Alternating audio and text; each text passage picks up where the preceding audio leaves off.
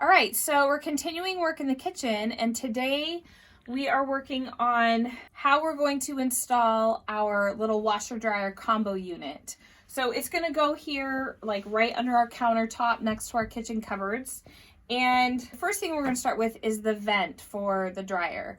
There are a couple of different models. We have the Splendide 2100 XC, and it's the vented. There's like an unvented version of the Splendide combo, and then there's a vented, and so we have the vented version. And the vent goes out right about here on the back of the unit. The problem is that's too high for us because that would run into our window if we try to drill through to the outside, or it would sit like just below the window in like the structure of the metal that's holding the window. So we can't do that. So we want the dryer vent to be down here, and we'll show you on the outside kind of how, like, why we picked that spot. I mean, we could have gone really low or, you know, just a couple inches lower, but mostly it's aesthetics where we want it on the outside. So we bought a little periscoping dryer vent attachment so that it allows us to move our dryer vent down. So we've marked where we think we want it to go, and we'll go show you on the outside where we think that should approximately end up. All right, so this is the outside, kind of below that window where the washer dryer is going to be, and we want our vent to be kind of centered on this like turquoise stripe of paint. So what's going to go through is this little, you know, just vent that goes through the wall, and then this is the cover for it. We just want this to be centered in here. We don't want to have to, you know, we can't have it up here because of all these rivets and the structure of the metal here, and we don't want it down here where we've got this ridge in the skins to deal with. We want it right here, and we want it centered so that, you know, it just looks a little nicer. So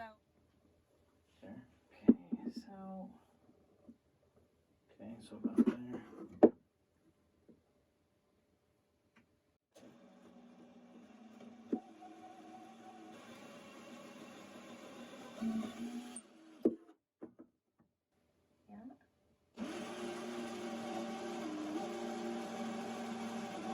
There.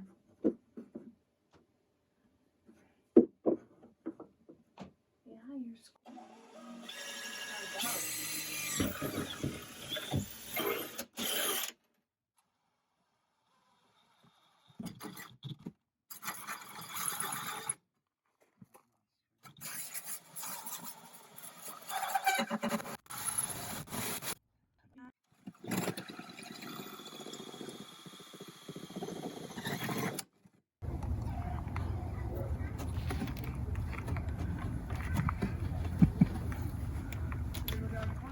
All right, so we drilled the hole. Man, it's always super scary drilling into our bus, especially something this giant, but it fits just right.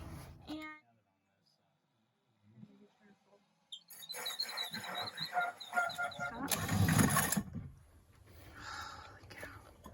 that was scary. All right, so you can see this is the back end of the outside part of the vent, and we drilled a much larger hole in here. So let me show you kind of what we're doing. This is that it's called a periscoping dryer vent or something like that. We can attach it to the back of the washer dryer here, but then it'll vent out down here where we want it, and then we can just cut off the extra. So this one that we picked, they come in different sizes where they can extend different lengths.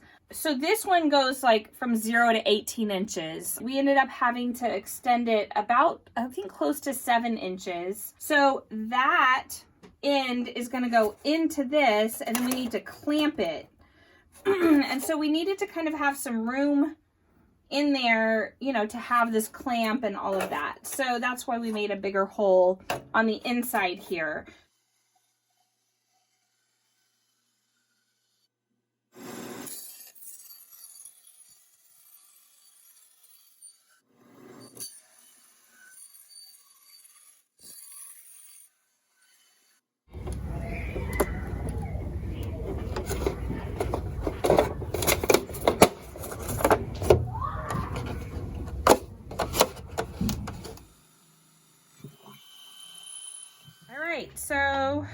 we just put some butyl tape around this, and we're gonna use rivets instead of the screws that came with it, just because they're aluminum and going into our aluminum skins, that'll be better.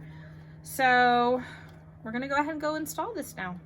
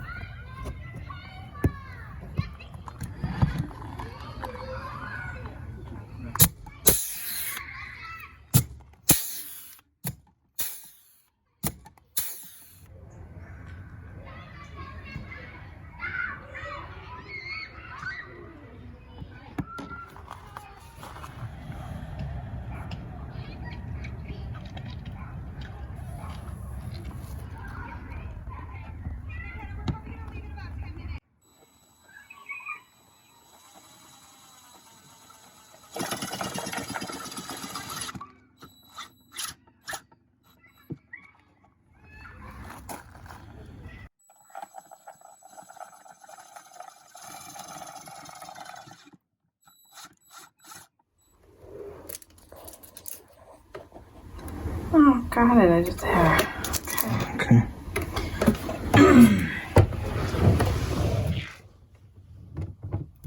There. It was kind of bent a little. Yeah. Okay.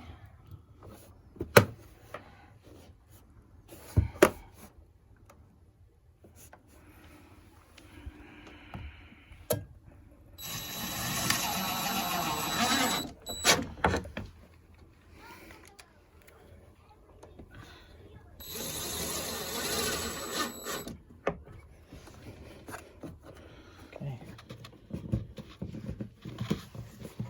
19 and an eighth. 3/16. 3/16.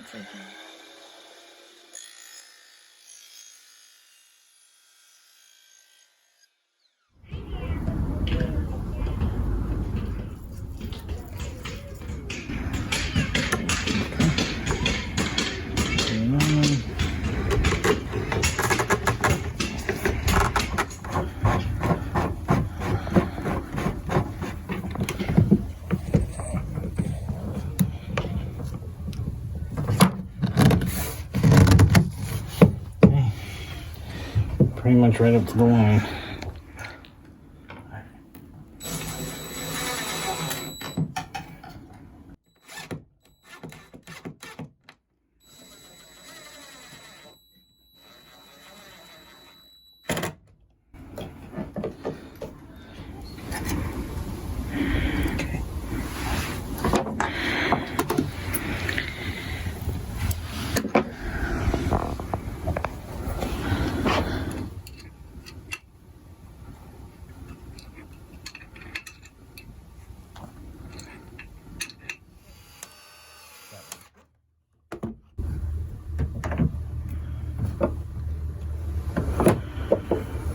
Okay.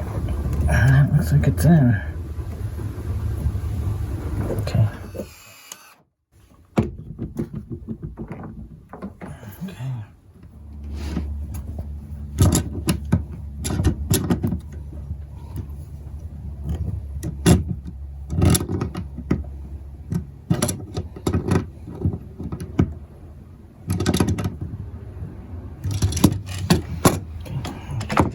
Alright, so we heaved this behemoth in here. This thing is shockingly heavy. I think we looked it up and it weighs like 150 pounds. And, you know, we joked that, you know, getting the refrigerator in here was awkward, but it actually wasn't super heavy. But man, this little tiny machine is a beast. So we actually went and got, they're called forearm forklifts, and you know, they're just basically big straps that you hook your arm through, and then that way you're not actually having to like lift just with your hand. You have the big straps, and that made a world of difference. They're like $17 at Home Depot, totally worth it. So if you ever have to carry big heavy things around in like awkward places, go get yourself some 4-arm forklifts. They're awesome. So we came in here, we got it level, we got the drain pipe in and supported and screwed to our back wall. We got our water lines hooked up to the PEX that we worked on last night, and we got our little dryer vent installed here so we can pull it out. You know, we can pull the machine out if we need to and just unhook, you know, if we needed to unscrew those, we could do that from the side. And so the last thing we have to do is just to secure this in here. And Splendide sells these brackets that you put around the front feet and then screw down through the floor. And so we're gonna get these installed, and then we just put the toe kick on and we're done. Oh, one last thing. When we installed the kitchen cabinets, you may remember we drilled a hole through the floor. So the power cord for this just comes over underneath up through the floor, and then it'll plug in here in our kitchen sink cabinet. So other than that, we're just gonna secure these feet and put the toe kick back on, and then this washing machine will be done and totally hooked up. Well, with most things on this bus, we're gonna have to make a modification to these little brackets that are used to secure the washing machine to the floor. So these are made to slip over like the little adjustable legs on the bottom. And then, so I'm gonna put this one on, I'll show you. Okay, so those go on there. And then you just screw through these holes in the front. The problem is the toe kick is gonna go in here, and that is not gonna cover those at all. You know, that front part and the screw heads and all of that is gonna be sticking out. So we were trying to figure out, well, what about our flooring? Like once we put our flooring in, like you can't put your flooring over that, because then how would you ever take that out if we needed to pull the washing machine out? So what I think we're gonna do is just like cut across here and drill new holes here and just secure it there. It shouldn't be a big deal. I'm sure they just make it this long so that it's easy to get a drill straight down through those holes, but you know, then you kind of have the flooring issue, which we don't want. So we're gonna just slice those off, drill new holes, and then go ahead and install these. See what that did.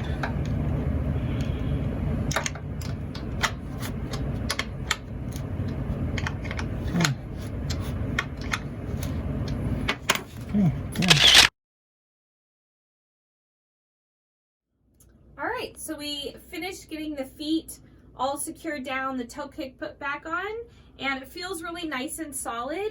The other thing that will help keep this from moving around at all is that our kitchen countertop is going to come over the top of this as well. So that should prevent it from being able to tip up in the back at all, and then those brackets will prevent it from sliding forward. So we feel pretty confident that it's nice and secure in here, and we're really happy with kind of how all of the install went. We were a little nervous about it, but it seemed to go pretty smoothly, and we're happy with how that went.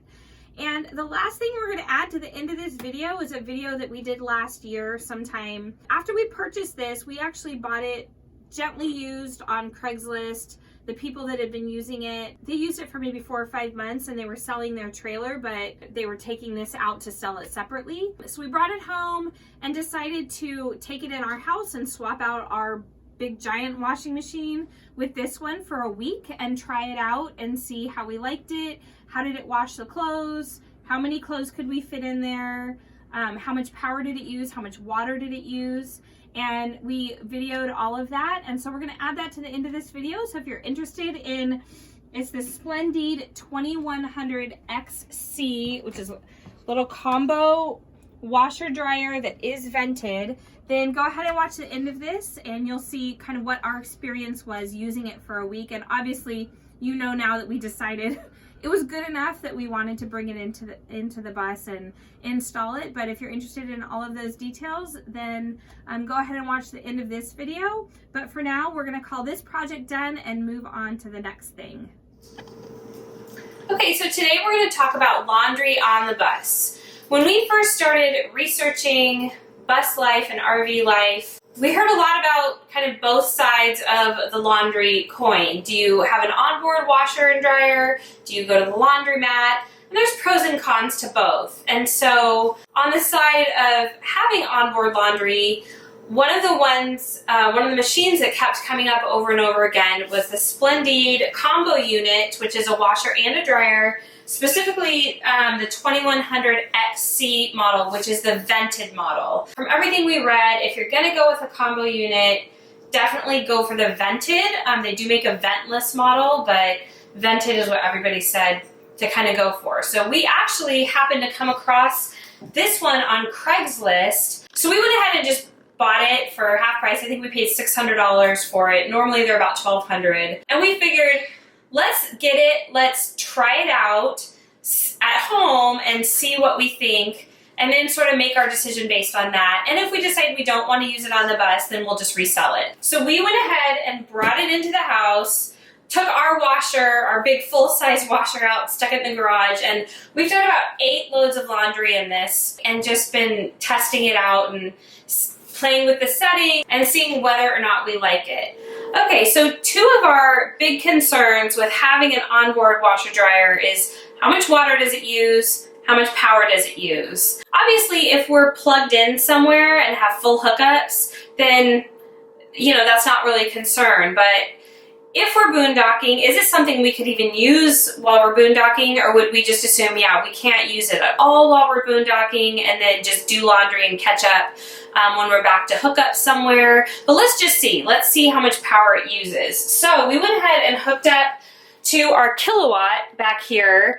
And you can see actually this is the load. I don't know if you can see that number on there. It's very dark in here. We have no natural light in our laundry room, but the number that's reading on there now is 1.32 kilowatt hours. And of the different loads that we've been doing, the kilowatt hour usage completely was dependent on the dryer time.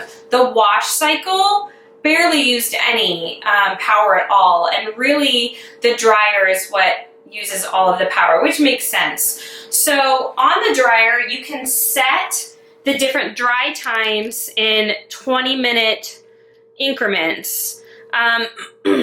So what we found is that if we did like an 80-minute dry cycle, our total kilowatt hour usage for the wash and dry cycle ended up being about 1.75, somewhere around there, 1.75 kilowatt hours. If we did a 60-minute dry cycle, then we were down in this neighborhood, like 1.25, 1.3 kilowatt hours. Anything higher, you know, like if you had a really heavy load, you may need to run the dryer longer than that. But we'll talk more about the cycles and different settings in a little bit. But so that was what we found after running about 8 loads. If we did it at 60-minute dry time, we were in the neighborhood of, you know, 1.25, 1.3 kilowatt hours. So then the other question is, how much water does this actually use? Now it claims that the average water usage is somewhere between 7 gallons and like 15 gallons per load. It could be lower, it could be down to like 5 gallons a load. So let's just see what it was. So for us, what we did is we filled each load about, I would say, no more than 2/3 full, because if we did washer straight through to a dry cycle, on the dry cycle it needs to have room for the air to get in there and fluff it up, and not to leave the clothes all scrunched up in there together. So normally, like a typical washer dryer, your dryer, the drum for the dryer is bigger than the drum for the washer. And so when you take a full load, you can like fill your washer totally full, then stick it in the dryer and there's still room. But in this, because it's the same drum, if you fill it completely full,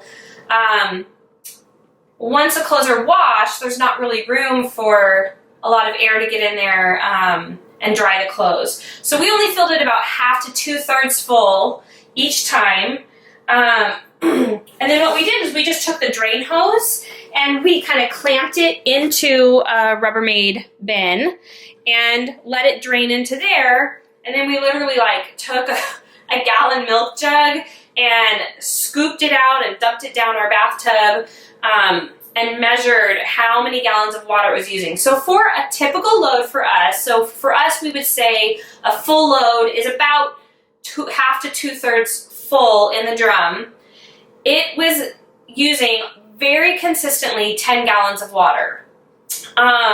So if you were doing a smaller load, that maybe a delicate load, it's probably going to use less. It's maybe that's where you get the 5 to 7 gallon water number. And maybe if you do a really full load with really heavy clothes, things like that, then maybe you would get at the higher end of the spectrum, those 15 gallons. But for us, an average load, like I said, it was every single load of ours was 10 and a half gallons. I think we had one load that was only 9 and a half gallons and one load that was 11, but all the rest were 10 to 10 and a half gallons of water. All right, so because we're both pretty nerdy and like tracking information, we actually were writing down like exactly what clothes were in each load and how much and what settings we had it on and the power usage and the water usage and what we thought, like when it came out, were the clothes wrinkly, were they wet, were they dry, all of that stuff. We were writing all that stuff down. In general, if I'm comparing this to like my normal full-size front-loader washing machine, which is, you know, this is our dryer, but, you know, same size, I can fit about half of a normal load in this for our family, which actually I was really surprised. I thought it would be like, okay, I can fit like 3 shirts and like a pair of pants in there. But actually, we could fit a pretty good amount of stuff. Like for our kids' clothes, especially, I mean, you know, they're smaller clothes than ours, but for our kids, like I could probably get all of our kids' clothes for like 2-3 days in there in one load, maybe with the exception of like jeans. Like, you know, we don't wash our jeans every day anyway, but like I could get all their shirts and PJs and underwear and socks and probably for all 4 of our kids for like 2 or 3 days worth in one load in there, which I thought was really good. And then, you know, for Juan and I, we could probably get a couple of days of our clothes in there.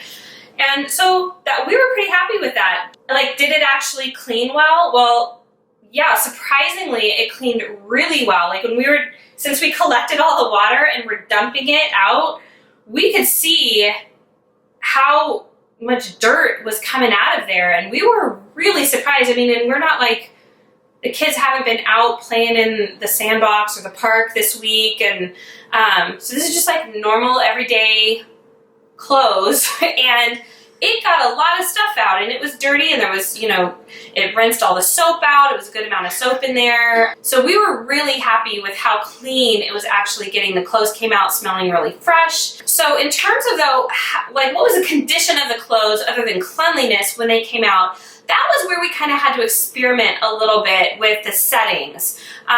The first load we ran, we had the dry time up too high and man, when they came out, they were burning hot and were super wrinkled. And that was even still with putting like only, you know, half full. It wasn't so full that they were like squashed in there, but they were hot, like really hot, and they were really wrinkled. And I was kind of dismayed and thought, oh my gosh, like I'm not ironing. I'm sorry. I'm just not, this is a special occasion. I'm not ironing our clothes when we're out on the road. So I was a little disheartened at first, but I said, well, let's just turn the next load, let's turn the dry time down and try again. And it was better. And so we kind of kept experimenting with different settings. And the other thing too is normally I don't use liquid softener in my loads, and then I actually use wool dryer balls in my dryer instead. Obviously, we cannot use dryer balls in here if we run the complete like wash to dry cycle. So you would have to use a fabric softener if you want to do that. And that's actually one of the suggestions to deal with wrinkles, to try and avoid wrinkles, is to use fabric softener. So I went ahead, I actually had to go buy some. We don't normally keep some. I also sometimes can use vinegar, so I tried that as well. And what seemed to be the best after all of our different experiments was the combination of using a little bit, like tiny little bit of fabric softener, and then just not drying everything 100%. So for us, it actually was about a 60-minute dry time, seemed about right. So when we pulled things out after the 60-minute dry time, you know, a few things had a few wrinkles, but they were still a little bit damp. They weren't wet, but a few, like some things, the lighter weight stuff like gym shirts and, you know, just things that are lighter weight, they were dry, they were fine. Things that are a little bit heavier, like some sweaters or sweatpants, things like that, those were a little bit damp. And then, you know, things that might wrinkle, a cotton shirt or some of the kids' shorts or things like that. If they were a little bit wrinkled, they weren't much at all, and because they were still a little bit damp, I could just kind of shake them out.